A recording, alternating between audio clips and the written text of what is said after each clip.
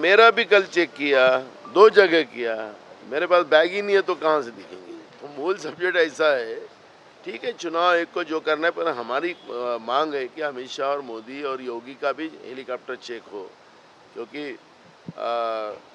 जो बैग उनके इसमें लाई जाती है उसको क्यों नहीं दिखा रहे, यही हमारी मांग है। मुस्लिम वक्फ बोर्डाने महाविकास आघाडीला 271 जागांवरती पाठिंबा दिलेला आहे. मुस्लिम वक्फ बोर्डाने महाविकास आघाडीला हे धार्मिक संस्था काय करतात त्यांच्यावर प्रतिक्रिया देण्याचं काही कारण नाही. दिलीप वळसे पाटलावर टीका करताना शरद पवार म्हणले की गद्दारांना या ठिकाणी पाळा, असं शरद पवार म्हणले.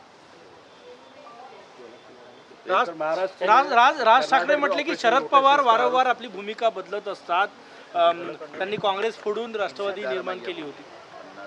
मी त्यांच्यावर कुठली प्रतिक्रिया देत नाही. आम्ही राज ठाकरेवर तुम्हाला सांगितलं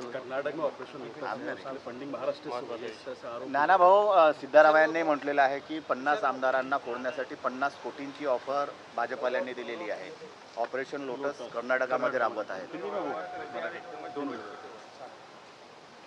बरोबर सांगितलं, कारण की महाराष्ट्राला लुटण्याचं काम अमित शाह आणि मोदी करतात आहेत हे तर सिद्ध झालेलंच आहे. महाराष्ट्र विकायला काढलेला आहे हे आता त्यांच्या मंत्र्याच्या माध्यमातून सिद्ध झालेलं आहे.